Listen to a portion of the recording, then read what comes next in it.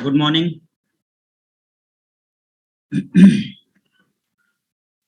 हम लोग का टॉपिक चल रहा था आपका ग्लेशियर वाला।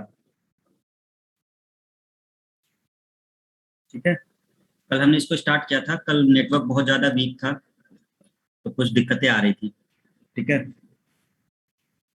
टॉपिक पढ़ने के बाद अपना पीडीएफ जरूर चेक कर लिया करिए जिससे आपको वो टॉपिक कंप्लीट हो जाया करे। मैप से इसलिए दिखाते हैं जिससे आपको उसकी स्थिति समझ में आए कि वो कहाँ पर है। देखिए, ग्लेशियर में सबसे पहले हमने क्या बात की थी। तो ग्लेशियर में सबसे पहले हमने आपको बोला कि जो सबसे बड़ा ग्लेशियर अगर माना जाता है तो फ्रेडचेंको माना जाता है। फ्रेडचेंको ग्लेशियर जो कि आपके पानी के पठार में पड़ता है, फ्रेडचेंको। ठीक है, ये सबसे बड़ा ग्लेशियर माना जाता है विश्व का। भारत वाले में अगर हम बात करते हैं तो आपने देखा कि भारत वाले में आपका सबसे पहले लद्दाख का जो रीजन पड़ता है, उस लद्दाख में हमारे कौन कौन से हैं। तो सबसे बड़ा ग्लेशियर जो लद्दाख का है वो सियाचिन ग्लेशियर है। या केवल लद्दाख का नहीं, हमारे देश का भी सबसे बड़ा सियाचिन ही है। 76.64 किलोमीटर। तो सबसे बड़े ग्लेशियर में हमारा सियाचिन ही आता है।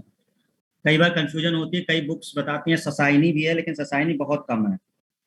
ठीक है ना, एज कम्पेयर टू सियाचिन। तो सबसे बड़ा आपका सियाचिन है, इसको ध्यान रखना है। इसके अलावा जो इम्पोर्टेंट है आपका हिस्पार ग्लेशियर है। ठीक है, बियाफो है, बाल्टोरो है, ससाइनी है और द्रांग द्रुंग है। ये कुछ ऐसे ग्लेशियर हैं जो आपको याद रखने हैं। और हमेशा ये याद रखना है कि सबसे बड़ा ग्लेशियर जो भारत का माना जाता है वो सियाचिन है, सियाचिन ग्लेशियर। ठीक है, तो 6 ग्लेशियर जो आपको हमने इंपॉर्टेंट बताए। ऐसा नहीं कि इसके अलावा है नहीं, इसके अलावा भी लद्दाख में है। जो सबसे इंपॉर्टेंट है, जो क्वेश्चन एग्जाम के पॉइंट ऑफ व्यू से हैं, वो आपके हैं। तो सियाचिन हो गया, ससाइनी हो गया, उसके बाद आपका कौन है, हिस्पार है और बियाफो है। बाल्टोरो है ऊपर। अगर मैप को आप ध्यान रखेंगे तो ज्यादा अच्छा रहेगा। द्रांग द्रुंग है मानी। इसमें से एक क्वेश्चन बना हुआ है इसकी सियाचिन की स्थिति को लेकर कि कहाँ पर स्थित है। तो आपको एक पॉइंट याद रखना है कि नुब्रा घाटी के उत्तर में है। नुब्रा घाटी, यहीं पर नुब्रा नदी निकलती है। यहीं से नुब्रा नदी निकलती है। नुब्रा नदी, नुब्रा नाम की नदी निकलती है। तो हम बोलते हैं कि वो नुब्रा के उत्तर में है, क्योंकि ऊपर साइड है ग्लेशियर। नदी नीचे से जाती है तो ये उत्तर की तरफ हो गया। तो नुब्रा नदी के उत्तर में है सियाचिन ग्लेशियर आपका। ठीक है ना। और क्वेश्चन बना है कि सफेद पानी किसको कहा जाता है, या सफेद सांप किसको कहा जाता है, सफेद कागज किसको कहा जाता है। ये सारे नाम जो बने हैं ये भी सियाचिन ग्लेशियर को ही कहे जाते हैं। तो सफेद पानी, सफेद कागज या सफेद सांप, ये सब सियाचिन ग्लेशियर के ही नाम है। तो ऊपर का जो पोर्शन है वो लद्दाख वाला, वो इतना सा है। ठीक है, नीचे आएंगे आप जब, तो यहाँ पर आपको एक मिलेगा 12 सिगरी ग्लेशियर हिमाचल प्रदेश में। और यहीं पर एक आपको और मिलेगा सोना पानी करके। दो ग्लेशियर जो यहाँ पे काफी फेमस हैं, एक है 12 सिगरी और दूसरा है सोना पानी, सोना पानी ग्लेशियर। तो ये दो ग्लेशियर आपके ज्यादा इंपॉर्टेंट होते हैं हिमाचल प्रदेश के लिए, 12 सिगरी और सोना पानी। ठीक है, उत्तराखंड में तो ग्लेशियर ही ग्लेशियर है। भाई उत्तराखंड का तो बहुत ज्यादा नाम है इसमें। सबसे ऊपर आप देखो तो गंगोत्री ग्लेशियर है, गंगा नदी का उद्गम। नीचे आओ, मिलाम ग्लेशियर, शारदा नदी का उद्गम। पिंडारी नदी, पिंडर नदी का उद्गम। तो जहां जहां से कुछ नदियों का उद्गम है वो आपको बता रहे हैं। तो गंगोत्री ग्लेशियर गंगा नदी का है। मिलाम ग्लेशियर आपका, ये है मिलाम ग्लेशियर आपका, शारदा नदी का है। पिंडारी है, पिंडर नदी का। कफनी है यहाँ पर नीचे। सतोपंथ ग्लेशियर है यहाँ पर। इधर है यमुनोत्री। और यहीं पर एक और ग्लेशियर आपको चौराबाड़ी ग्लेशियर देखने को मिलता है। ठीक है, कौन सा देखने को मिलता है, चौराबाड़ी ग्लेशियर। यही उत्तराखंड में ही पड़ता है आपका चौराबाड़ी ग्लेशियर भी। चौराबाड़ी के लिए एक पॉइंट भी रहता है, देखो यहाँ पर चौराबाड़ी ग्लेशियर उत्तराखंड के रुद्रप्रयाग जिले में है। केदारनाथ मंदिर, जो आपका केदारनाथ धाम है, केदारनाथ मंदिर के पीछे ही 4 किलोमीटर, केदारनाथ मंदिर के 4 किलोमीटर पीछे जाओगे जब उत्तर की तरफ, तो आपको ये ग्लेशियर मिलेगा चौराबाड़ी। उत्तराखंड में ये लगातार पिघल रहा है, पिघलने की वजह से एक झील बन गई है, उस झील का नाम है गांधी सरोवर। तो जो आज अभी देखते हैं केदारनाथ मंदिर, उस केदारनाथ मंदिर के उत्तर में ही 4 किलोमीटर पीछे जब जाओगे तो आपको ये मिल जाएगा। ठीक है ना, चौराबाड़ी वाला ग्लेशियर। यमुना नदी का उद्गम कहाँ पर है? बंदरपूछ पहाड़ी पर। बंदरपूछ पहाड़ी कहाँ? यहीं पर है, यमुनोत्री ग्लेशियर। यमुनोत्री ग्लेशियर यहीं पर है। तो अगर ये पूछे कि यमुनोत्री ग्लेशियर किस पहाड़ी पर है, तो यमुनोत्री ग्लेशियर आपका बंदरपूछ पहाड़ी पर है, और यहीं से उद्गम होता है यमुनोत्री से यमुना का। ठीक है, सतोपंथ। तो यहाँ से समझ में आया सबको? हमने क्या बताया आपको स्टूडेंट्स? बहुत सिंपल सी बातें बताई। क्या? देखो, गंगोत्री से किसका उद्गम हो गया? गंगा का। मिलाम से किसका हो गया? शारदा का। पिंडार से किसका हो गया? पिंडर नदी का। सतोपंथ से किसका हो गया? अलकनंदा का। यमुनोत्री से किसका हो गया? यमुना नदी का। ठीक है, और यहीं पे पड़ेगा आपका चौराबाड़ी। चौराबाड़ी ग्लेशियर।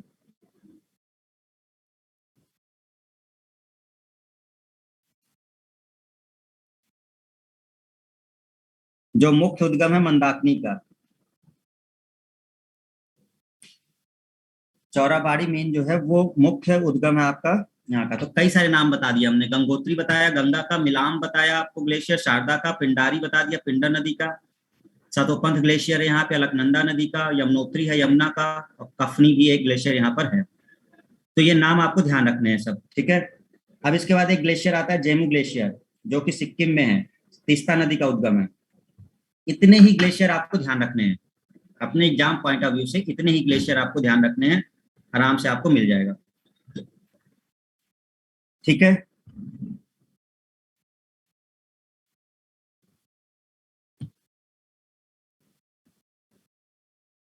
देखो सियाचिन ग्लेशियर हमने आपको दिखाया था, स्थिति ये रहा। सियाचिन ग्लेशियर का हमने आपको दिखाया था यहाँ पर। ठीक है ना, और इसी के नीचे से नुब्रा नदी निकलती है आपकी। तो जैसे हमने कहा कि कुछ मेन मेन आपको बताया, हमने एक बताया आपको लद्दाख में। तो लद्दाख के कुछ बताए थे, जैसे कौन कौन हुआ? सियाचिन हुआ, और कौन हुआ? ससाइनी हुआ, बियाफ हुआ, स्पार हुआ, बाल्टोरो हो गया।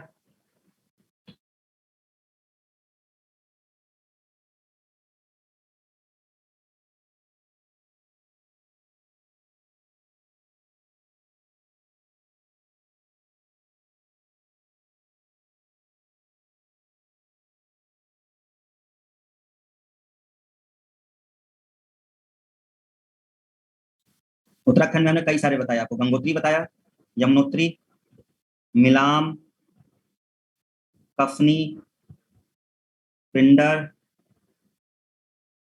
चौराबाड़ी, सतोपंथ, और सिक्किम में हमने आपको क्या बता दिया? जेमू ग्लेशियर।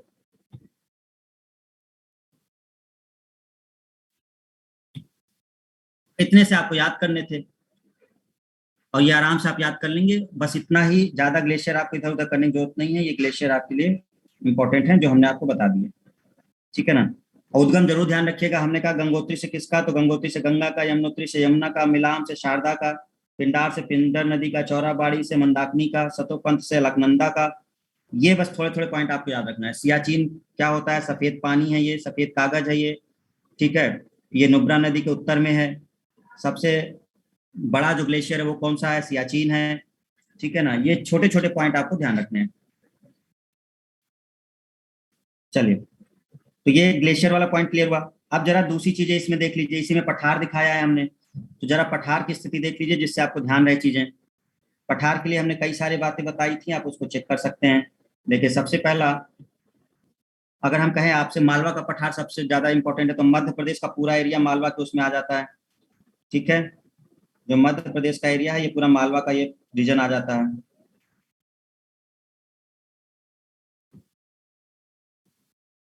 ये पूरा क्षेत्र आपका मालवा का आ जाता है। ठीक है, मालवा वाला पठार इधर पड़ जाता है आपका। तो मालवा का पठार ये आपका एमपी कवर करता है, राजस्थान का थोड़ा सा पार्ट कवर करता है।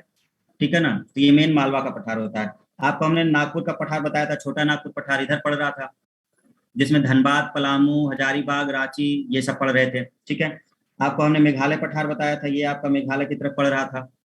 फिर नीचे हमने दंडकारण्य क्षेत्र बताया था आपको, ये पूरा पड़ रहा था दंडकारण्य क्षेत्र नीचे। ठीक है, ये चीजें हमने आपको बताई थी। इसके अलावा बुंदेलखंड पठार तो आप समझ ही जाएंगे, क्योंकि बुंदेलखंड पठार आपका जो बुंदेलखंड का एरिया है वो सब पड़ता है, तो ये पूरा बुंदेलखंड पठार इधर पड़ता है, ठीक है ना। बाघेलखंड का पठार ये पड़ता है आपका बाघेलखंड, इधर वाला एरिया। ये मेन है। दक्कन का पठार आप जानते ही हैं, दक्कन का पठार नीचे साइड ये पूरा दक्कन का पठार ही है, ये सब दक्कन का पठार है नीचे, ठीक है ना। ये जितना है आपका नीचे सब दक्कन के पठार में आता है, नीचे का पूरा पोर्शन दक्कन का पठार होता है, ये सब, ये सब दक्कन का पठार में आता है। तो दक्कन का पठार काफी है, नीचे फैला हुआ है पूरा, ठीक है। समझ गए, सभी लोग समझ गए। ये क्या था, मालवा।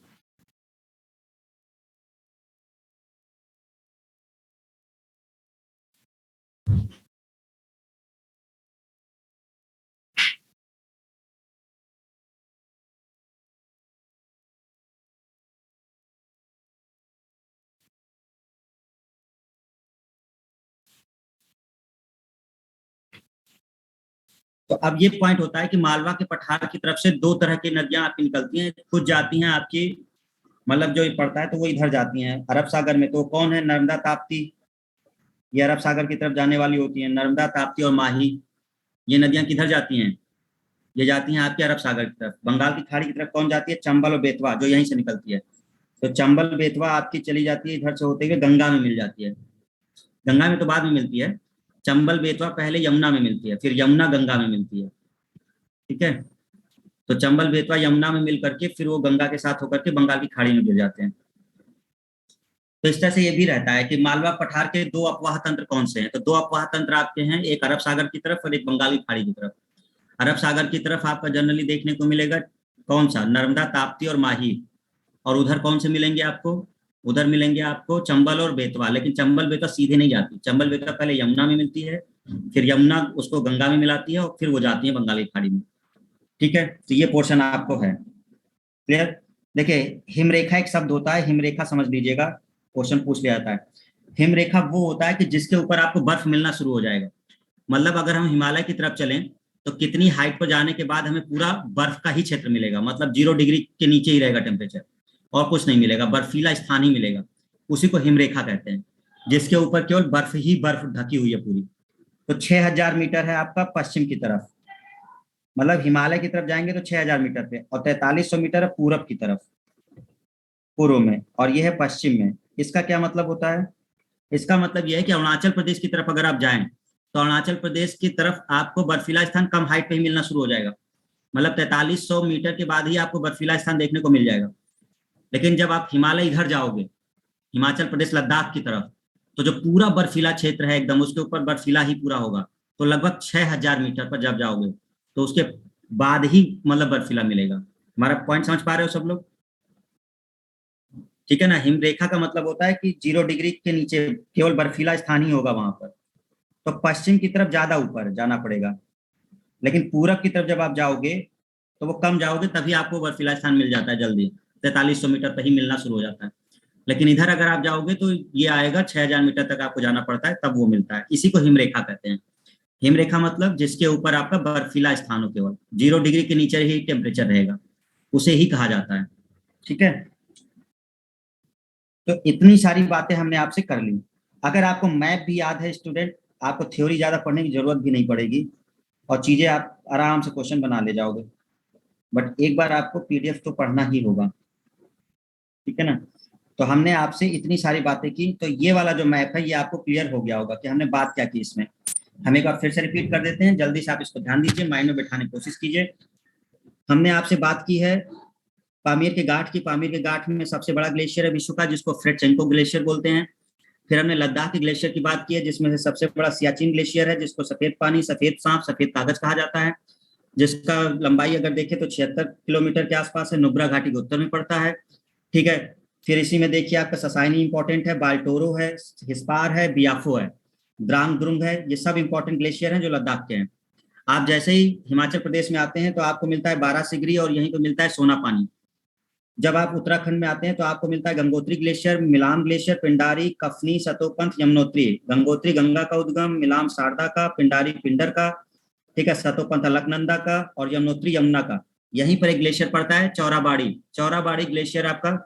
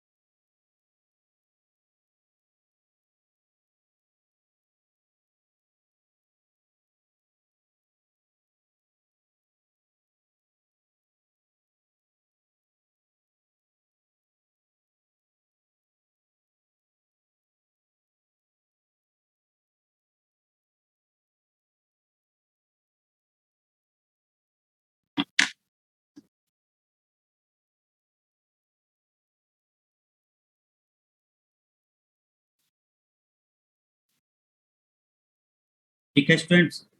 तो प्रायद्वीपीय पठार का ये भाग था पूरा, लेकिन इसमें भ्रंशन हुआ, और भ्रंशन के बाद ये प्रायद्वीपीय पठार से अलग हो गया मालदा गैप के द्वारा। ये इंपॉर्टेंट पॉइंट्स है जो आपको ध्यान रखने हैं। छोटा नागपुर पठार हमारा ये झारखंड वाले एरिया में है, और झारखंड वाले एरिया में छोटा नागपुर पठार धनबाद, पलामू, हजारीबाग, रांची, पुरुलिया, सिंहभूम, ये पूरा क्षेत्र कवर करता है छोटा नागपुर का पठार। दंडकारण्य क्षेत्र आपको यहाँ दिख रहा है, जो आपका तेलंगाना कवर करता है, छत्तीसगढ़ कवर करता है, उड़ीसा कवर करता है, आंध्र प्रदेश कवर करता है। तो ये जो आसपास के क्षेत्र हैं पूरा ये दंडकारण्य क्षेत्र का पड़ता है। इधर आपका पड़ता है मालवा का पठार। वॉइस आ रही है स्टूडेंट्स?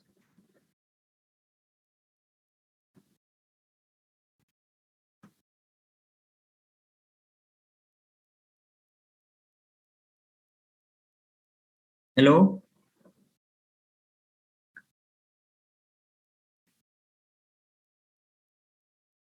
कहाँ हो सब लोग भाई? वॉइस आ रही है? फिर उसके बाद हमने मालवा पठार की बात की, तो फिर मालवा पठार में आपका यहाँ पे दिख गया, ये पूरा रीजन मालवा पठार का है। ठीक है ना, अब तक तो आपको मैप क्लियर हो गया होगा कि मैप क्या है। तो मालवा पठार ये आपका है, ठीक है ना, ये पूरा मालवा का पठार इधर पड़ता है। मालवा पठार के नीचे अगर आप देखोगे तो मालवा पठार पे नर्मदा बेसिन। नर्मदा बेसिन क्यों कहते हैं? क्योंकि नर्मदा बेसिन का मतलब ये है कि यहाँ पे नर्मदा नदी का पूरा उद्गम है। तो ये नर्मदा नदी यहाँ से आपको निकल करके इधर जाती है, इस साइड जाती है, अरब सागर में जाती है नर्मदा नदी। ठीक है, तो नर्मदा बेसिन उसे बोला जाता है। इससे रिलेटेड क्वेश्चन अभी पेपर में आया था पीसीएस वाले में, लेकिन महानदी उसका आंसर था। तो जहां पर आपका नर्मदा बेसिन ये जाकर के आपका नर्मदा अरब सागर में गिरती है। नीचे अगर आपकी पर्वत श्रेणियां हैं तो वो सतपुड़ा की हमने बताया था आपको कि नीचे कौन सी पर्वत श्रेणियां हैं, सतपुड़ा वाली हैं। ये ऊपर विंध्याचल है, इधर मालवा के पठार में विंध्याचल है, और विंध्याचल ऊपर है, इसके नीचे सतपुड़ा है, बीच में नर्मदा नदी है। ठीक है ना। इधर आपका बघेलखंड पड़ रहा है पठार, इधर मालवा पड़ रहा है, ऊपर बुंदेलखंड का पठार पड़ रहा है आपका, ये मध्य भारत है। तो मतलब एमपी का जो रीजन है ये पूरा कवर कर रहा है पठारों को, आधे से ज्यादा। दूसरा आपको क्या रखना है कि जो मालवा का पठार है वहां पे दो नदी तंत्र का ज्यादातर वो देखा जाता है, एक जो अरब सागर में जाती है और एक जाती है आपकी जो इधर बंगाल की खाड़ी में। तो अरब सागर में नर्मदा, ताप्ती और माही जाती हैं, जबकि बंगाल की खाड़ी में चंबल और बेतवा जाती है, लेकिन चंबल बेतवा यमुना में मिलती है और यमुना गंगा के साथ मिलकर बंगाल की खाड़ी में जाती है। दक्कन पठार क्लियर हो गया सबको। हिमरेखा क्लियर हो गई। हिमरेखा वो रेखा है जिसके ऊपर आपको बर्फीला क्षेत्र मिलेगा, मतलब इसके ऊपर टेम्परेचर आपको 0 डिग्री ही मिलेगा। ठीक है। पूरब की तरफ आपको कितने पे मिलने लगेगा, 4300 मीटर पे, और पश्चिम जब आप जाओगे तो 6000 पे, यानी हिमाचल प्रदेश और लद्दाख उद्दाख रीजन में जाओगे तो 6000 मीटर के बाद मिलेगा, और अरुणाचल प्रदेश की तरफ जाओगे तो आपको 4300 मीटर पे मिल जाएगा। बाकी आपको बता दिया था, यमुना नदी, ये सब पूरा मैप क्लियर हो गया। पीर पंजाल का सबसे बड़ा हिमनद सोना पानी, वही जो हमने बताया था आपको कि यहाँ पर जो सोना पानी है वहीं पे पीर पंजाल श्रेणी पड़ती है। तो पीर पंजाल श्रेणी का सबसे बड़ा कौन, सोना पानी है। तो ये आपको ध्यान रखना है। ठीक है ना। चलो मैप क्लियर रखना, बाकी अपना पीडीएफ देखना इसमें। जल्दी से हम लोग लेक वाला देखते हैं, इंपॉर्टेंट, बाकी हम ट्रिक भी बता देंगे आपको लेक को याद करने की। तो पहले आप इसमें देख लीजिए कि क्या कौन कौन से हमारे इंपॉर्टेंट है, फिर हम लोग लेक वाला जो है ट्रिक से हम लोग देख लेंगे। ठीक है, बाद में देखिए ध्यान रखिएगा। सबसे कुछ बहुत देखो, मैप में ही बहुत सारे पॉइंट्स हमने लिख दिए हैं जिससे क्वेश्चन आप बड़े आराम से बना ले जाओगे। अगर आपने मैप को ही समझ लिया तो बन जाएंगे। जैसे सबसे ऊपर देखो क्या लिखा है, लार्जेस्ट इनलैंड सॉल्ट वाटर झील, खारे पानी की झील, सॉल्ट वाटर, खारे पानी की झील सबसे बड़ी कौन मानी जाती है, तो सांभर झील। लेकिन उसमें भी इनलैंड, जमीन से ही घिरा हुआ है, मतलब केवल चारों तरफ जमीन है, बीच में वो झील है। तो largest inland salt water lake कौन है, सांभर झील, राजस्थान में पड़ती है, राजस्थान में ये। लेकिन अपने देश की सबसे लंबी झील कौन सी है, लॉन्गेस्ट लेक कौन सी है, वेम्बनाड, 96.5 किलोमीटर, बहुत लंबी है। तो लॉन्गेस्ट लेक जो हमारी आती है वो है वेम्बनाड, जो केरल में है, वेम्बनाड जो केरल में है। सबसे ऊंचाई पर कौन सी झील है, हाईएस्ट लेक, सबसे ऊंचे स्थान पर चोलामू झील है, जो सिक्किम में पड़ती है। जो बताया था आपको, जेमू ग्लेशियर के पास ही पड़ता है आपका चोलामू झील। जेमू ग्लेशियर जो सिक्किम में है वहीं पर झील बनी है चोलामू झील, और यहीं से निकलती है तीस्ता नदी। तो दो तीन पॉइंट आपको बताए, ग्लेशियर है जेमू, जब ये पिघलेगा तो चोलामू झील बन गया, और चोलामू झील से ही कौन निकल गया, तीस्ता निकल गई। तो सबसे ऊंचे स्थान पर कौन है, तो सबसे ऊंचे स्थान पर है हमारी चोलामू, जो सिक्किम में पड़ेगी, यहीं से उद्गम है तीस्ता नदी का। ठीक है। सबसे लंबी झील कौन सी है, वेम्बनाड जो केरल में है। सबसे बड़ी इनलैंड सॉल्ट वाटर झील कौन सी है, सांभर जो राजस्थान में है। ठीक है। एक क्वेश्चन आता है, ये सब एग्जाम के क्वेश्चन होते हैं डायरेक्ट, पेरियार लिखा हुआ है, ये पेरियार। ठीक है, ये भी केरल में पड़ता है। ये पूछा जाता है कि ये कृत्रिम झील है, पेरियार नदी भी है और केरल में झील भी है। तो पूछा जाता है पेरियार कृत्रिम झील है या प्राकृतिक है, मतलब प्राकृतिक बनी थी या कृत्रिम बनी है। तो ये कृत्रिम बनाई गई है, मानव निर्मित है। जो मानव निर्मित झील होती है उसे कृत्रिम बोलते हैं। ये सबसे इंपॉर्टेंट पॉइंट, क्योंकि इतनी झीलें हैं कि आप सबसे इंपॉर्टेंट पॉइंट पढ़ ही नहीं पाते, इसलिए हमने वो बताया जो आपको हमेशा याद रखना है, बिल्कुल भूलना नहीं है, जिससे क्वेश्चन बनते ही बनते हैं। तो पेरियार झील जो है आपकी, पेरियार झील वो कृत्रिम है, जो मानव निर्मित है। अष्टमुडी झील, ये भी केरल में पड़ती है। इसके लिए क्वेश्चन बनता है कि लैगून झील, ऑप्शन आता है ये कैसी है, तो इसके लिए ध्यान रखिएगा, अष्टमुडी लैगून झील। लैगून किसे कहते हैं, ये समुद्र के पास बनते हैं, और इनका मुहाना जो होता है, जहाँ खुलते हैं ये, सॉरी, जिधर ये खुलते हैं, मुंह जिधर होता है वो सागर की तरफ होता है। तो ये अंदर की तरफ नहीं आते, इनका मुंह सागर की तरफ होता है, उल्टी साइड में। तो पश्च लैगून झील होता है, तो उसी को अष्टमुडी कहते हैं। तो अष्टमुडी केरल की पश्च लैगून झील है। अच्छा, यहाँ पे जो केरल की झीलें हैं उनको कयाल भी कहा जाता है। केरल की झीलों को हम लोग, केरल की लैगून झील को केरल की लैगून झील को कया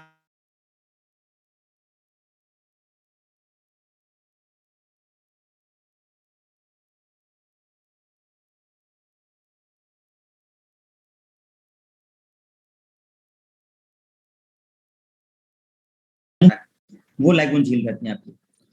एक क्वेश्चन आता है कि कौन सी ऐसी झील है जिसका उद्गम मतलब भारत में ही आपका उसमें मतलब जमीन में ही देखने को मिलता है, कहीं इधर उधर नहीं है।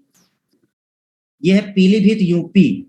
यूपी में आपका जगह पड़ता है पीलीभीत, जो फुलहर झील है आपकी। और गोमती नदी का उद्गम यहीं पर हुआ है। तो ये क्वेश्चन डायरेक्ट बनता है, गोमती नदी का उद्गम किस झील से हुआ है? फुलहर झील से हुआ है। भारत की सबसे बड़ी कृत्रिम झील कौन सी है? सबसे बड़ी कृत्रिम मानव निर्मित गोविंद बल्लभ पंत सागर झील है। सबसे गहरी झील कौन सी है? मानस बल है। सबसे गहरी झील कौन सी है? मानस बल है। ठीक है, तो जल्दी से इसको फिर से रिवाइज कर लीजिए। जो मेन मेन पॉइंट हमने आपको कहा, डायरेक्ट हमने कहा आपसे इनलैंड सॉल्ट वाटर झील कौन सी है? इनलैंड सॉल्ट वाटर जो चारों तरफ से जमीन से घिरी है लेकिन वो खारे पानी की है, सॉल्ट वाटर, तो सांभर है। सांभर कहाँ पर है? राजस्थान में है। लॉन्गेस्ट लेक, देश की सबसे लंबी झील कौन सी है? वेम्बनाड, 96.5 किलोमीटर है, केरल में है। हाईएस्ट लेक, सबसे ऊंचाई पर स्थित झील कौन सी है? चोलामू झील, सिक्किम में है। पेरियार कैसी झील है? कृत्रिम है, मानव निर्मित। अष्टमुडी क्या है? अष्टमुडी एक लैगून झील है। फुलहर झील का उद्गम कहाँ पर है? पीलीभीत, उत्तर प्रदेश। और किस नदी का उद्गम है फुलहर झील? गोमती नदी निकलती है यहाँ से। भारत की सबसे बड़ी कृत्रिम झील कौन सी है? गोविंद बल्लभ पंत सागर। और भारत की सबसे गहरी झील कौन सी है? मानस बल, जम्मू कश्मीर में। टू द पॉइंट, सीधा सीधा। जो सबसे ज्यादा इंपॉर्टेंट पॉइंट्स वो ये।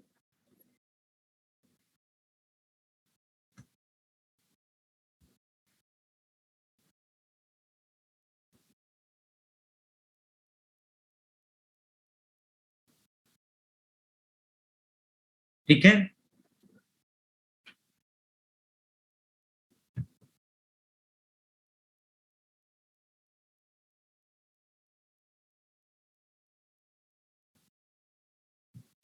नोट हो गया।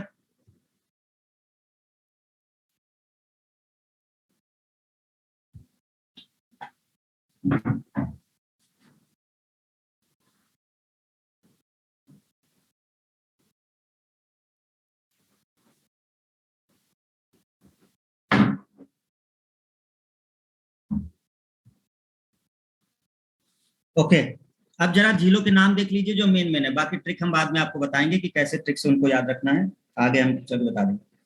सबसे पहले आप देखिए जरा लद्दाख में कौन कौन सी हैं। लद्दाख में, तो लद्दाख में दो झीलें जो सबसे इंपॉर्टेंट है। पेंगोंग झील, ये बड़ा कंट्रोवर्सी भी रहता है। अभी चाइना के साथ युद्ध वाला भी मामला देखने को मिला था पेंगोंग झील के पास आपका। ठीक है ना?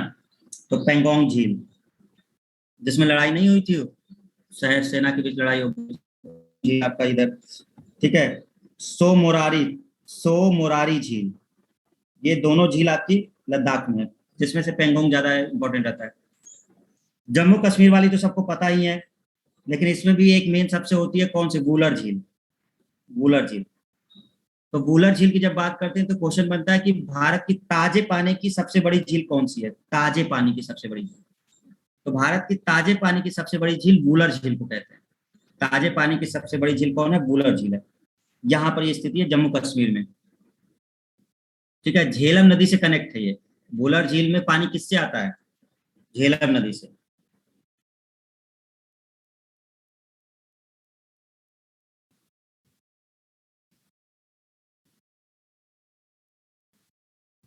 झेलम नदी से पानी आता है इसमें। और यहाँ पर देखो डल झील, बहुत फेमस डल झील है। ठीक है, जानसर झील है। जानसर झील यहाँ पे है। तीन झील जो आपको, वैसे जम्मू कश्मीर में बहुत सारी हैं, आपको हम ट्रिक में बताएंगे तब आप देख लेना। तो वूलर झील जो आपकी है वो डल झील, जानसर, जो आपको ध्यान रखनी है हमेशा। ठीक है ना? तो वूलर झील, जानसर और डल झील, क्लियर हुआ सबको? ओके, तो वूलर हो गया, जानसर हो गया और डल झील हो गया। वूलर, डल और जानसर। तो भारत की ताजे पानी की सबसे बड़ी झील वूलर झील। आइए हिमाचल प्रदेश में, तो हिमाचल प्रदेश में जो झीलें हैं उसके बारे में आप देख लीजिए। रेणुका झील, सूरजताल, चंद्रताल, नाको झील। सूरजताल, चंद्रताल, नाको झील और रेणुका झील, ये सारी झील आपकी कहाँ है? हिमाचल प्रदेश में। उत्तराखंड में कौन कौन सी झील है? सातताल, भीमताल, रूपकुंड और नैनी झील। तो एक बार मैप देख लो, फिर हम आपको बताते हैं कैसे याद करना उन्हें। ठीक है, तो इधर झील हो गई ये। राजस्थान की झीलों के बारे में अगर हम देखेंगे तो राजस्थान की झीलों में आपकी कौन कौन सी हैं? देखो, पंचभद्र है, ढेबर है, सांभर झील ये रही, स्थिति सांभर वाला जो नाम लिया था, पुष्कर झील है, यहाँ पे नक्की झील है, राजसमंद है। ठीक है, राजस्थान की सबसे मीठे जल की झील कौन सी है? ढेबर झील है। राजस्थान की सबसे मीठे पानी की झील ढेबर झील है। ठीक है ना। महाराष्ट्र में उसमें आओ, गुजरात में। गुजरात में आपका नल सरोवर, उकाई झील। नल सरोवर और उकाई झील आपके गुजरात में है। मध्य प्रदेश में भोजताल, तवा बोहर। महाराष्ट्र में कौन सी झील है? लोनार। लोनार कैसे बनी है? उल्का पिंड के गिरने से गड्ढा हुआ और उसमें फिर पानी भर गया, वही लोनार है। तो क्वेश्चन आता है कि उल्का पिंड के गिरने से कौन सी बनी है? लोनार झील बनी है। इधर पोवई झील है, मुंबई के पास। इधर मुंबई है, मुंबई के पास है पोवई झील। आप इधर आइए, ये तेलंगाना की झील है, हुसैन सागर और उस्मान सागर। दोनों कहाँ की हैं? तेलंगाना की हैं। कोलेरू कहाँ पड़ रही है झील? आंध्र प्रदेश में पड़ रही है। नीचे आप जाओगे, पुलिकट। पुलिकट दोनों के बाउंड्री पे पड़ता है। आंध्र प्रदेश और तमिलनाडु के बाउंड्री पे पुलिकट पड़ता है। हरिकोटा द्वीप यहीं पर है। हरिकोटा नामक द्वीप जो है, जो स्पेस धवन सेंटर है, सतीश धवन, जहां से हम लोग रॉकेट वगैरह छोड़ते हैं। तो यहाँ पर जो पुलिकट झील है, ये दो राज्यों में पड़ती है, आंध्र प्रदेश में और तमिलनाडु में। लेकिन ये आंध्र प्रदेश में ज्यादा पड़ती है, 84% आंध्र प्रदेश में पुलिकट और तमिलनाडु में 16% है। हरिकोटा नामक द्वीप है जो इसको सागर से अलग करता है, और यहाँ पे सतीश धवन प्रक्षेपण केंद्र है। इंपॉर्टेंट पॉइंट है, ध्यान रखिएगा।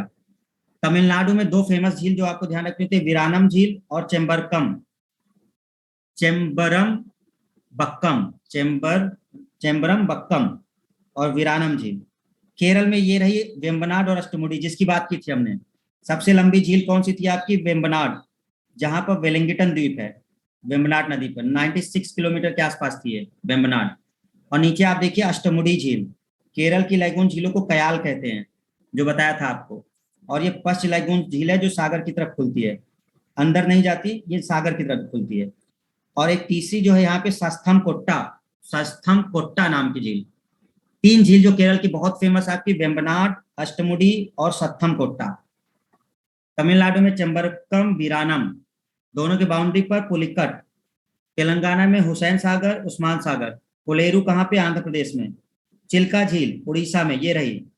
ये स्थान है आपकी चिल्का झील का, जो बार बार नाम आता है। लोकटक, अभी पीसीएस के पेपर में क्वेश्चन आया है, यूपी पीसीएस में यही क्वेश्चन था। लोकटक झील किस राज्य में है? मणिपुर, सीधा क्वेश्चन था। लोकटक झील कहाँ है? मणिपुर। पूछा था मणिपुर की जो मेन झील है वो कौन सी है, तो लोकटक झील। सोंगमो झील कहाँ पर आपकी? ये चोलामू झील भी यहीं पर है, सिक्किम में ही। कौन सी है? चोलामू झील भी है। तो यहाँ पे चोलामू झील भी है और सोंगमो झील भी है। चोलामू, ठीक है।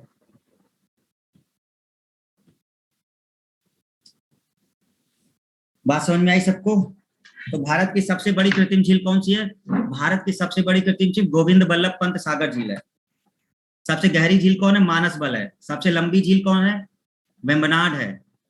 केरल की पश्च लैगून झील किसे कहते हैं? अष्टमुडी। केरल की लैगून झीलों को क्या कहते हैं? कयाल। पेरियार कृत्रिम झील है या प्राकृतिक झील है? कृत्रिम झील है।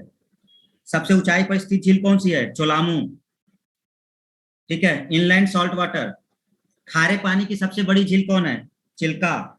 अगर क्वेश्चन आता है खारे पानी की सबसे बड़ी झील, वही लैगून या खारे पानी की। तो खारे पानी की सबसे बड़ी झील चिल्का है। लेकिन जब ये क्वेश्चन कर देगा इनलैंड, जो जमीन से ही घिरा हुआ है, क्योंकि यहाँ पर देखो ये चिल्का समुद्र के किनारे है, एक तरफ समुद्र है, लेकिन जो ये बिल्कुल घिरा हुआ है एकदम चारों तरफ, और कुछ नहीं है, तो बीच में झील है। तो सांभर झील इनलैंड बोला जाता है, इनलैंड, घिरा हुआ जमीन पे, उसमें इनलैंड सॉल्ट वाटर। और इसे बोलते हैं सबसे बड़ी खारे पानी की झील, चिल्का को। मीठे पानी की झील पूर्वोत्तर भारत की, तो पूर्वोत्तर भारत की सबसे बड़ी झील या मीठे जल की झील लोकटक होती है, ध्यान रखिएगा। अगर पूरे देश की पूछे तो वूलर है, पूरे देश की पूछे तो वूलर है, पूर्वी भारत की पूछे तो लोकटक है। दोनों पॉइंट ध्यान रखने हैं, बिल्कुल सिंपल। ठीक है स्टूडेंट, चलिए अब जरा आप सामने आइए सब लोग, हम क्वेश्चन पूछते हैं, फटाफट बताते जाइएगा, टाइप करते रहिएगा। सब लोग आओ जरा सामने, 10-12 लोग तो। भाई क्वेश्चन का आंसर देते समय सामने रहो, हम क्वेश्चन पूछेंगे तुरंत टाइप करिएगा, ठीक है। चलो इसको थोड़ा हटा दे ताकि आप देख ना पाओ आंसर, देख लो कोई बात नहीं। भारत की सबसे बड़ी झील कौन सी है? भारत की सबसे बड़ी झील, फटाफट। भारत की सबसे बड़ी झील वेम्बनाड, वेरी गुड, वेम्बनाड। एक आंसर आया रियलमी, कहाँ है रियलमी? अच्छा वीडियो ओपन नहीं किया है। वेम्बनाड, निधि शर्मा, मी, वेम्बनाड, ठीक है। भारत की खारे पानी की सबसे बड़ी झील, भारत की खारे पानी की सबसे बड़ी झील,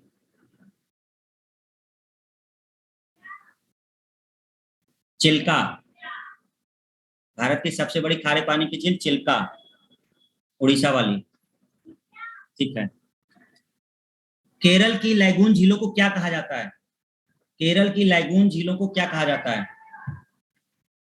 कयाल, बिल्कुल सही आंसर है। केरल की लैगून झीलों को क्या कहते हैं? कयाल, सही है एकदम। सबसे भारत की सबसे बड़ी मीठे पानी की झील, भारत की सबसे बड़ी मीठे पानी की झील,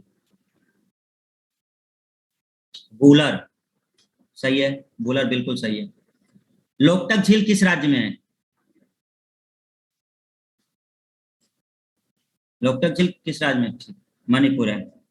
भारत की सबसे बड़ी मानव निर्मित झील, कृत्रिम झील, भारत की सबसे बड़ी मानव निर्मित झील, भारत की सबसे बड़ी मानव निर्मित झील, गोविंद वल्लभ पंत सागर, ठीक, बिल्कुल सही, एकदम सही है, गोविंद वल्लभ पंत, बिल्कुल ठीक है। सांभर झील किस राज्य में है? सांभर झील किस राज्य में है? सांभर झील राजस्थान में है सर, ठीक। अष्टमुडी झील कहाँ पर है? अष्टमुडी झील किस राज्य में है? अष्टमुडी झील किस राज्य में है? केरल में है, मुडी झील केरल में है, ठीक है, वेरी गुड। तो ये तो हुआ जो मेन मेन जो जिससे क्वेश्चन डायरेक्ट बनते हैं। आप बताएंगे गोमती नदी किस झील से निकलती है? गोमती नदी किस झील से निकलती है? गोमती नदी किस झील से निकलती है? फुलहर, गोमती नदी किस झील से निकलती है? Phulhar, very good. गोमती नदी किस झील से निकलती है? फुलहर से निकलती है, ठीक है। सबसे ऊंचाई पर स्थित झील कौन सी है? हाईएस्ट लेक, सबसे ऊंचाई पर स्थित है, सिक्किम में है वो, सबसे ऊंचाई पर कौन सी है? चोलामू झील, चोलामू झील, चोलामू झील से कौन सी नदी निकलती है? सिक्किम में है तो सिक्किम की नदी का नाम तो पता ही है। चोलामू झील से कौन सी नदी निकलती है? तीस्ता नदी, तीस्ता नदी, ठीक है, ओके। अगर इतना भी तुम याद कर लिए स्टूडेंट तो तुम्हारा क्वेश्चन लगभग लगभग, अगर झील से आता है तो 90% झील का क्वेश्चन बना ले जाओगे, इतने से केवल। बट एक्स्ट्रा पढ़ाना पड़ेगा क्योंकि और भी कई सारी झीलें होती हैं, ठीक है ना, तो उसको हम बताएंगे आपको। तो पहले तो आपको इस पे फोकस करना है जिससे हमारे एग्जाम के क्वेश्चन ना छूटे, फिर एक्स्ट्रा हम लोग उसमें देखेंगे। तो हम इसको जल्दी से फिर रिपीट कर देते हैं, जल्दी से आप देखिएगा, ठीक है। इनलैंड सॉल्ट वाटर झील सांभर झील बताया था राजस्थान में, खारे पानी की झील है, ठीक है, लेकिन जमीन के उससे घिरी हुई है। लेकिन अगर हम कहेंगे कि सबसे बड़ी खारे पानी की झील कौन है तो आप कहोगे चिल्का है, ध्यान रखिएगा। सबसे बड़ी अगर कहें खारे पानी की तो चिल्का है जो उड़ीसा में पड़ती है, ठीक है ना, ओके। सबसे लंबी झील कौन सी है? वेम्बनाड है। तो वेम्बनाड आपको हमने दिखाया, वेम्बनाड ये नीचे है। सबसे लंबी झील वेम्बनाड है, केरल में, 96 किलोमीटर। ठीक है, 96 किलोमीटर है। फिर उसके बाद हमने आपको बताया था कि सबसे ऊंचाई पर कौन है? चोलामू, यहाँ पड़ती है, जहाँ सोंगमो लिखा हुआ है, सोंगमो के पास ही आपकी नीचे आपकी चोलामू भी पड़ती है। तो चोलामू झील यहीं पड़ती है आपकी, चोलामू वाली, सबसे ऊंचाई पर चोलामू, सिक्किम वाले में। ठीक है, पेरियार जो कि आपके केरल में है, पेरियार आप देखिए नीचे है। पेरियार अच्छा इन्होंने दिखाया नहीं है इसमें। पेरियार इधर आपकी केरल में है, पेरियार झील। ठीक है ना, तो पेरियार झील भी आपकी यहाँ पर है। तो पेरियार झील कैसी है? कृत्रिम है, मानव निर्मित है। ठीक है ना, पेरियार झील। अष्टमुडी लैगून झील बोलते हैं, अष्टमुडी बगल में आपके, तो अष्टमुडी लैगून झील बोलते हैं। तो चार मेन झील हो गई आपकी, वेम्बनाड हो गई, अष्टमुडी हो गई, पेरियार हो गई और सत्थमकोट्टा हो गई। सबसे लंबी आपकी वेम्बनाड हो गई, अष्टमुडी लैगून झील हो गई, पेरियार मानव निर्मित है। और केरल की जितनी लैगून झीलें जो समुद्र की तरफ खुलती हैं, जिनका पानी समुद्र की तरफ इधर जाता है, तो वो कयाल कही जाती हैं, लैगून झीलों को कयाल कहते हैं। ठीक है, समझ में आ गया सबको? ओके। पुलिकट झील किन दो राज्यों के बाउंड्री पे आती है? तो पुलिकट झील आंध्र प्रदेश, ये रही आंध्र प्रदेश और तमिलनाडु के बॉर्डर पे आती है। ये श्री हरिकोटा नामक द्वीप से इसे अलग करती है सागर से। और यहाँ पर है सतीश धवन प्रक्षेपण केंद्र, जहां से हम लोग रॉकेट वगैरह छोड़ते हैं। ठीक है, कोलेरू झील बहुत ज्यादा इंपॉर्टेंट है, बहुत ज्यादा, वेरी वेरी इंपॉर्टेंट है, ध्यान रखिएगा, इसको रट लो बिल्कुल। कोलेरू झील किस राज्य में है? आंध्र प्रदेश में। कोलेरू झील कहाँ है? आंध्र प्रदेश में। ठीक है ना। चिल्का कहाँ है? उड़ीसा में। कुछ सबसे इंपॉर्टेंट है, चिल्का कहाँ है, कोलेरू कहाँ है, सांभर कहाँ है। ठीक है ना। फिर उसके बाद आपकी लोनार झील के बारे में बहुत इंपॉर्टेंट है, लोनार झील महाराष्ट्र वाली, क्योंकि उल्का पिंड गिरा है वहां, जगह बनी है और वहीं पर हो गया। तो एकमात्र ऐसा झील है जो क्रेटर झील बोला जाता है, यानी कि उल्का पिंड के गिरने से जो बोला जाता है, इसको क्रेटर झील कहते हैं। तो एकमात्र ऐसी झील है जो उल्का पिंड के गिरने से बनी है, लोनार झील। ठीक है, इसलिए बहुत इंपॉर्टेंट है। तो यहाँ से आपने समझ लिया। लोकटक झील ये तो याद ही रहेगा हमेशा। गहरी झील आपकी मानसबल, जो कि आपके जम्मू कश्मीर में पड़ती है। ठीक है, मानसबल यहाँ जम्मू कश्मीर में आती है, मानसबल। यहाँ का लद्दाख का पेंगोंग सबसे है। चलिए क्वेश्चन आपका है कि जो वूलर झील है उसमें किस नदी का पानी आता है? वूलर झील में किस नदी का पानी आता है? वूलर झील में किस नदी का पानी आता है? झेलम का आता है, झेलम नदी का पानी आता है। ठीक है, झेलम नदी का पानी आता है। ठीक है, तो अभी मैप आप समझ लीजिए, फिर हम इसको थ्योरी में आपको इसको बता देंगे। थोड़ा सा आइडिया हो जाएगा ना, तो थ्योरी पढ़ने में आपको समझ में आएगा। ठीक है ना, और बार बार थोड़ा सा मैप को देखते रहना, जिससे आपको ये चीजें क्लियर रहें। इस मैप को केवल आपको पढ़ना है बस, मतलब ये ऐसा मैप है जो केवल जगह को बता रहा है। तो आपको बस रोज ध्यान देना है, 2-4 मिनट अपना ध्यान देते रहो कौन जगह कहाँ पर है। वैसे ये को तब तैयार होगा जब आपको क्वेश्चन वगैरह लगाओगे, तब होता है, जिसमें से देखो ये ज्यादातर इंपॉर्टेंट होता है इधर वाला आपका। इन्होंने ये सब क्वेश्चन पूछ रखे हैं। चैल हिल स्टेशन कहाँ पड़ता है? माथेरान हिल स्टेशन कहाँ पड़ता है? सब एसएससी में क्वेश्चन पूछे गए हैं। माथेरान कहाँ पड़ता है? दरिंगबाड़ी कहाँ पड़ता है? दरिंगबाड़ी, सब ये हिल स्टेशन है, घूमने वाली जगह। तो चैल हिल स्टेशन, हर बार एक हिल स्टेशन का लगभग क्वेश्चन आता है। ठीक है ना, तो जैसे पिछले प्रीवियस ईयर्स में ये सब कुछ हिल स्टेशन पूछे गए हैं। चैल हिल स्टेशन कैसे याद रखोगे? हिमाचल, हिमाचल में क्या शब्द आता है? चल आता है। हिमाचल में क्या आता है? चल। तो चल से याद कर लो चैल, कितना आसान है। मतलब उन्होंने कहा चैल हिल स्टेशन, तो आप देखिए हिमाचल, और हिमाचल में चल आता है, तो चैल हिल स्टेशन हिमाचल में है। माथेरान महाराष्ट्र में है, माथेरान हिल स्टेशन महाराष्ट्र में। दरिंगबाड़ी उड़ीसा में है, उड़ीसा, यहाँ पे डी आता है तो उड़ीसा इससे याद रख सकते हो। माथेरान महाराष्ट्र याद रख सकते हो।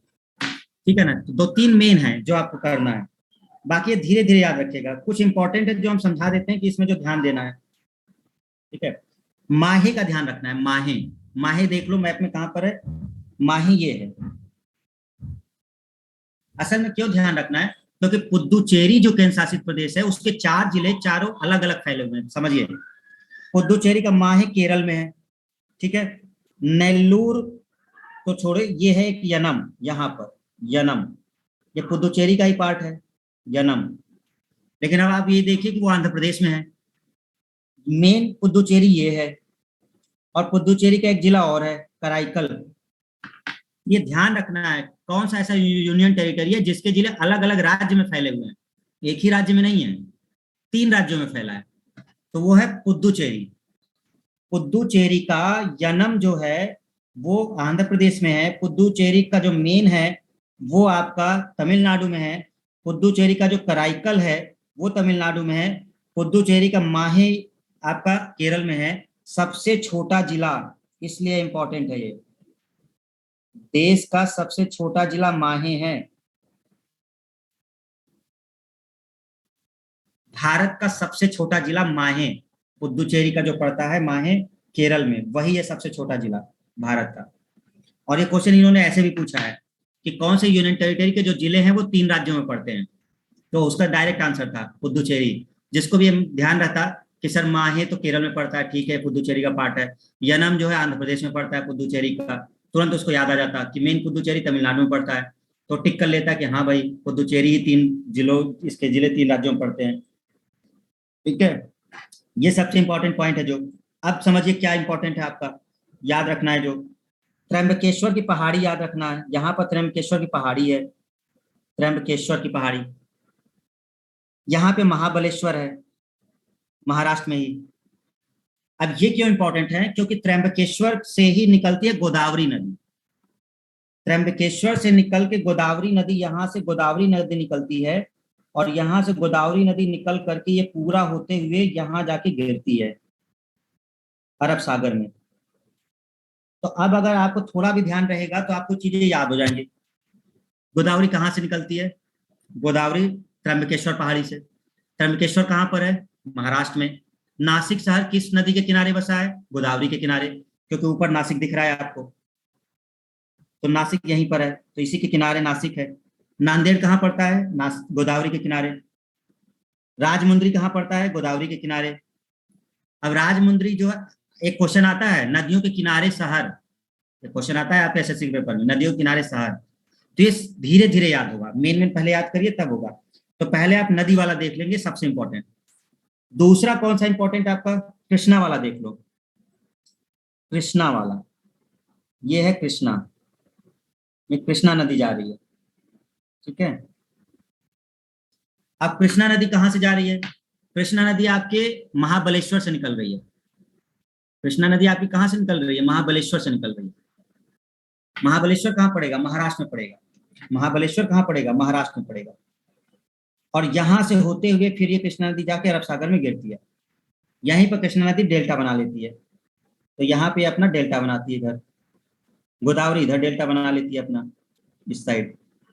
ठीक है ना, दोनों चीजें क्लियर हुई। तो एक ये इंपॉर्टेंट हो गया, एक माहे हो गया, एक कुर्ग, कुर्ग, कुर्ग कर्नाटक में पड़ता है। भारत का स्कॉटलैंड कहा जाता है।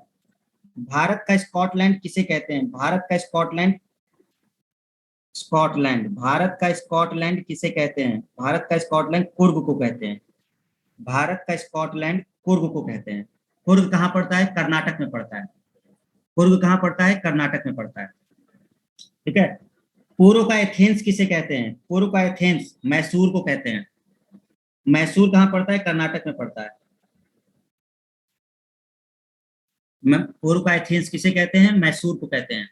कहाँ पड़ता है ये? कर्नाटक में। बोर्रा गुफाएं, बोर्रा की गुफाएं कहाँ पड़ती हैं? आंध्र प्रदेश में। बोर्रा की गुफाएं कहाँ पड़ती हैं? आंध्र प्रदेश में। अरकू घाटी, अरकू घाटी कहाँ पड़ती है? आंध्र प्रदेश। अरकू घाटी अनंतगिरी पहाड़ी में पड़ती है, विशाखापट्टनम के निकट। ठीक है, देखिए कुछ मेन मेन चीजें हमने आपको समझाई जो इस मैप से आपको ध्यान रखना है सबसे इंपॉर्टेंट में। पहला आपको याद रखना है गोदावरी नदी का उद्गम स्थल। गोदावरी नदी का उद्गम स्थल क्या है? नासिक है, सॉरी त्र्यंबकेश्वर पहाड़ी है। और गोदावरी नदी के किनारे ही नासिक शहर बसा हुआ है। अगर हम कहें कृष्णा नदी कहाँ से निकलती है, तो कृष्णा आपकी निकलती है महाबलेश्वर से, जो कि महाराष्ट्र में ही है। ठीक है। और फिर आते हैं हम लोग कुर्ग। भारत का स्कॉटलैंड किसे कहते हैं? कुर्ग कर्नाटक में पड़ता है। पूर्व का एथेंस किसे कहते हैं? मैसूर कर्नाटक में ही पड़ता है। सबसे छोटा जिला भारत का कौन है? माहे है। चैल हिल स्टेशन कहाँ है? हिमाचल प्रदेश। माथेरान हिल स्टेशन कहाँ है? महाराष्ट्र। दरिंगबाड़ी हिल स्टेशन कहाँ है? आंध्र प्रदेश। सॉरी, दरिंगबाड़ी उड़ीसा। तो दरिंगबाड़ी कहाँ है? उड़ीसा। तो ये कुछ सबसे इंपॉर्टेंट पॉइंट जो आपके यहाँ पर थे। ओके, जरा आप यहाँ पे इसी मैप में नदियों का देख लीजिए, बाकी नदी का एक अलग टॉपिक भी है। ऊपर जाओ जरा, ये जो आ रही है नदी, ये वाली,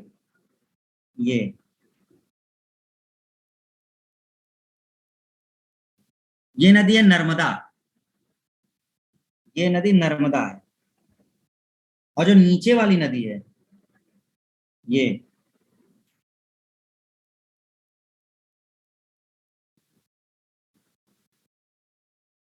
ये नदी है ताप्ती। तो अब ये इधर गिरती हैं, देखो। ये जो नदियां थी गोदावरी और ये वाली, ये इधर गिर रही थी, गोदावरी और कृष्णा, अरब बंगाल खाड़ी में। लेकिन नर्मदा और ताप्ती कहाँ गिरती हैं? अरब सागर में। आप बताएंगे सूरत किस नदी के किनारे है, नर्मदा या ताप्ती? सूरत जो इसमें बनाया है हमने, सूरत, वो किसके किनारे है? ये सूरत है। ये सूरत किस नदी के किनारे है? ये सूरत है। तो सूरत किसके किनारे, नर्मदा के या ताप्ती के? तो सूरत जो है वो ताप्ती के किनारे है, नर्मदा नहीं है, नर्मदा नहीं। सूरत ताप्ती के किनारे है। ठीक है ना, नर्मदा नहीं है। देखो यहाँ पर ये सूरत हमने वहां लिखा है क्योंकि जगह नहीं थी। सूरत ये है, ये सूरत है, ये चीज सूरत है, ये सूरत है।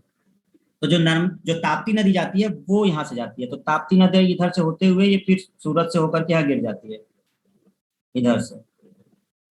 तो सूरत शहर ताप्ती नदी के किनारे है। ठीक है ना, ध्यान रखिएगा इस चीज को। तो ये सबसे इंपॉर्टेंट है। एक इधर इंपॉर्टेंट है दार्जिलिंग वाला पॉइंट, दार्जिलिंग को याद रखिएगा। दार्जिलिंग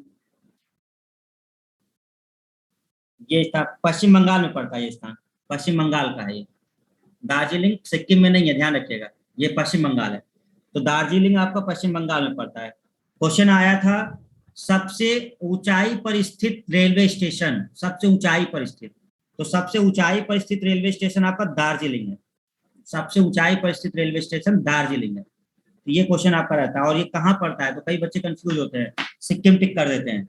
सिक्किम में नहीं है, पश्चिम बंगाल में। ठीक है ना, ये ध्यान रखिएगा इसको। ये मेन मेन पॉइंट जो यहाँ से आपको ध्यान रखना था। यहाँ से दमन दीव को आप याद रखिएगा, दीव इस साइड है, दीव इधर है, ये दमन है। और इसके नीचे वाला जो है वो दादरा नगर हवेली है, नीचे वाला दादरा नगर हवेली है। मुंबई इधर भी बगल में है। तो ये कुछ थोड़ी थोड़ी चीजें आपको ध्यान रखनी पड़ेंगी। सिस्टर, देखो जो आसपास शहर होते हैं उन्हें सिस्टर कहा जाता है। जैसे गांधीनगर और अहमदाबाद, ये सिस्टर शहर होंगे, बहनें कहा जाता है। तो जो शहर पास पास होते हैं उनको एक दूसरे का बहन कहा जाता है, सिस्टर कहा जाता है। तो इसके लिए भी मैप की लोकेशन थोड़ी याद हो तो जल्दी क्वेश्चन बन जाते हैं। एसएससी में क्वेश्चन भी आया है, उन्होंने कहा था कि कौन सा इसमें से सिस्टर नहीं है एक दूसरे का। तो अब अहमदाबाद गांधीनगर हैं, सिस्टर स्टेट हैं। वो कहीं ऐसा दे दें, जैसे अब इधर पटना दे दें, ठीक है, और कोई इधर का उठा के दे दें, उज्जैन दे दें, तो अब ये सिस्टर नहीं होंगे। ठीक है ना, जो आसपास होते हैं वो सिस्टर स्टेट, सिस्टर शहर कहे जाते हैं। तो इस तरह से कुछ मेन मेन जो आपको इस मैप से ध्यान रखना है। बाकी धीरे धीरे मैप की जानकारी रखिए जिससे आपको नाम आए। जैसे अगर जमशेदपुर पूछा जाए तो तुरंत ध्यान आ जाए कि जमशेदपुर कहाँ है। तो कम से कम इतना पता चल जाए कि हाँ भाई, झारखंड में जमशेदपुर है। स्वर्णरेखा नदी जाती है यहाँ से, स्वर्णरेखा नदी। तो स्वर्णरेखा नदी के किनारे आपका ये पड़ जाता है, स्वर्णरेखा नदी। जब नदी वाला चैप्टर पढ़ेंगे तब उसमें बताएंगे। हम ये केवल मैप समझा रहे थे इसका, जो मेन था। तो इस मैप को आपको ध्यान से समझना है, ध्यान रखिएगा इस चीज को। ठीक है, चलिए, ओके। अब कर लेते हैं कुछ क्वेश्चन जो सीट हम लोग कर रहे थे, थोड़ा सा क्वेश्चन किया जाए। सीट आप लोग के पास होगी, फिर से हम लोग इसको देख लेते हैं। कल थोड़ी गड़बड़ हो गई थी, तो हम आपको करते हैं, जल्दी जल्दी आप करते जाइएगा। ठीक है, प्रैक्टिस जिससे कि पुरानी चीजें याद रहें। ठीक है, हम लोग शुरू करते हैं, देखते हैं जहां तक जा सकते हैं। यहाँ से कुछ क्वेश्चन हमने कल शुरू किया था।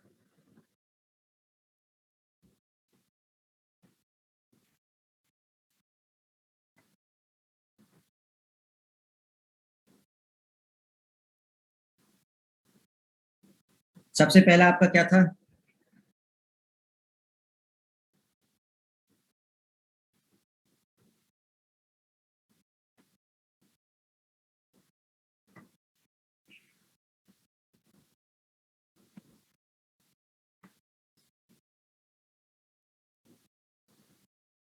भारत की सिलिकॉन वैली किसे कहते हैं?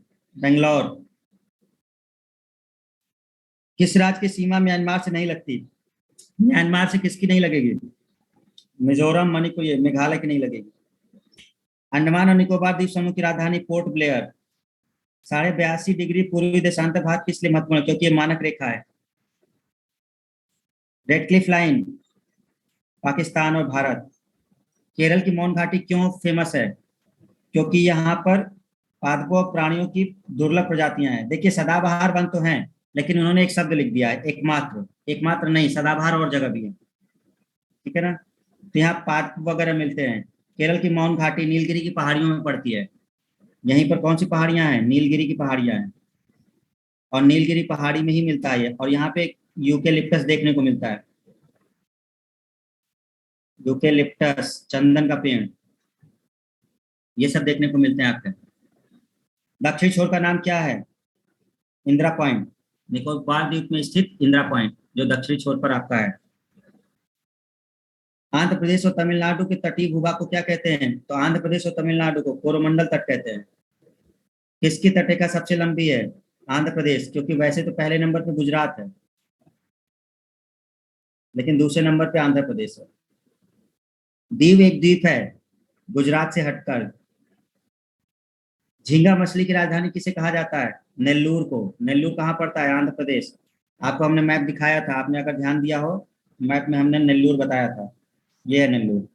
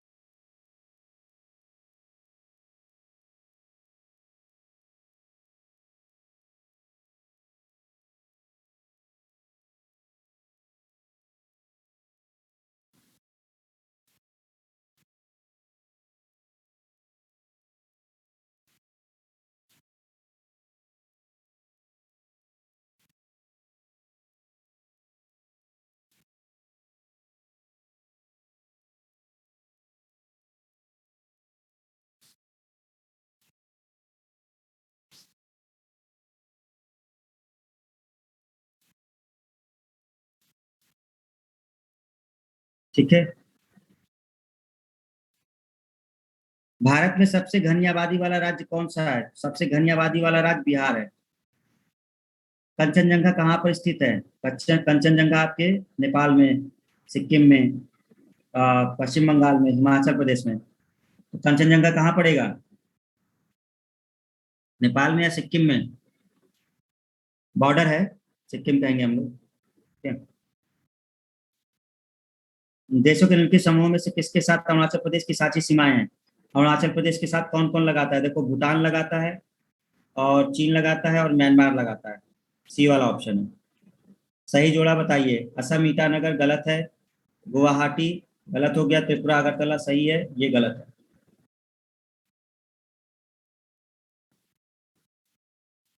ठीक है। कामाख्या मंदिर किस राज्य का महत्वपूर्ण पर्यटन स्थल है? असम में है कामाख्या। भारत का सबसे बड़ा राज्य कौन सा है क्षेत्रफल के हिसाब से?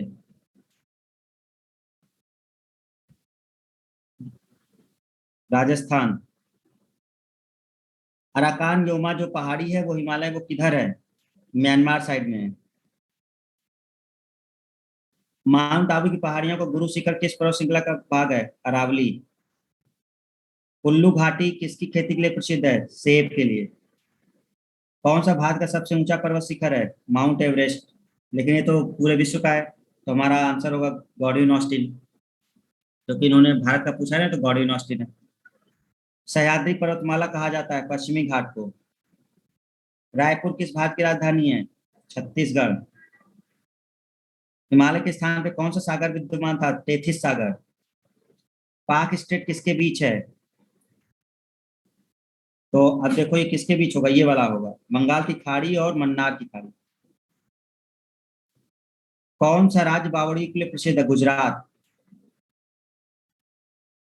भारत के लिए भौगोलिक मानचित्र कौन तैयार करता है? भारतीय सर्वेक्षण विभाग। सबसे बड़ा संघ राज्य कौन सा है? अंडमान। भारत में कितने राज्य हैं? 28। जीएसएलवी परियोजना क्या है भारत की अंतरिक्ष प्रोग्रामों के लिए? Missile engine. जियो सिंक्रोनस है ना, वो वाला है। इसके लिए था कि कौन सा कथन सही है आपका? आसाम की सीमा बांग्लादेश और भूटान से मिली हुई है। आसाम की सीमा बांग्लादेश और भूटान से मिली हुई है, बिल्कुल मिली हुई है। पश्चिम बंगाल की सीमा भूटान और नेपाल से मिली हुई है। सही है। मिजोरम की सीमा बांग्लादेश और म्यांमार से मिली हुई है। तीनों सही हैं। भारत के कितने राज्यों से समुद्र तट रेखा संलग्न है? 9 राज्यों से।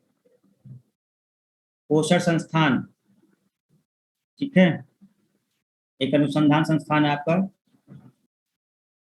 कहाँ पर है देखना है। किस शहर के निकट पालीताड़ा मंदिर स्थित है आपका? पालीताड़ा का जैन मंदिर। निम्नलिखित शहरों में से किस शहर के निकट पालीताड़ा जैन मंदिर है आपका? भावनगर, गुजरात में। ठीक है। कौन सी पर्वत श्रृंखला में संघीय मोड़ है हिमालय में? दो संघीय मोड़ है हिमालय में। ये एक पड़ता है नंगा पर्वत के पास, देखो हिमालय का एक पड़ता है कहाँ पे? नंगा पर्वत। और एक पड़ता है आपका कहाँ पर? नामचा बरवा के पास, नामचा बरवा। ठीक है ना, दो जगह पड़ता है मोड़, ऐसे घूम के आती है फिर इधर घूम के जाती है। नंगा पर्वत और नामचा बरवा। ये 36 इसमें क्वेश्चन है।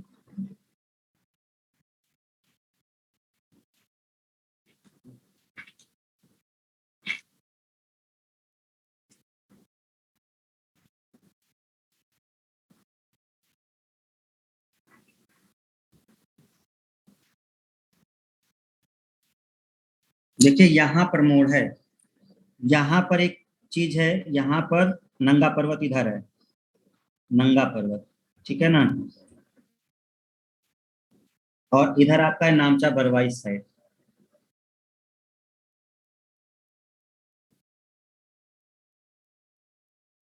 यहीं से मोड़ है, यहीं से मुड़ा हुआ है पूरा। तो यहाँ से जब हिमालय है तो इधर मुड़ जाता है, ये सब हिमालय के पार्ट है और इधर जाता है ये, और फिर यहाँ के इधर से मुड़ जाता है, इधर से। तो वही बोला गया है कि दो अक्ष संघीय मोड़ जो है वो कहाँ है? तो अक्ष संघीय मोड़ इधर ही है आपके दोनों। ठीक है, अक्ष संघीय मोड़ एक नंगा पर्वत के पास पड़ता है और एक नामचा बरवा के पास पड़ता है। चलिए, तो थोड़ा सा इनको रिवाइज कर लीजिए स्टूडेंट्स। ओके। बाकी हम कल आपको ट्रिक बता देंगे झील रटने की, ठीक है ना, झील की जो ट्रिक है वो कल हम आपको बता देंगे कि कैसे झील की ट्रिक याद करना है ना, कुछ मेन मेन चीजें बता देंगे। बाद में फिर हम लोग इसको देखेंगे, ये बात की बात है। पहले हम झील याद कर लेंगे और इसके बाद फिर हम लोग को याद करना होगा जलप्रपात, जलप्रपात याद करना होगा, वाटरफॉल, वो दोनों हम कल करा देंगे आपको। ठीक है, ओके। तो आज इतना ही रखते हैं, रिवाइज करते रहिए सब लोग, और जो पीडीएफ सेंड किया है उसको पढ़िए, जो भी टॉपिक वहां पर है उसको पढ़ते जाइए, मैप सामने रखिए, चीजें बिल्कुल क्लियर हो जाएंगी।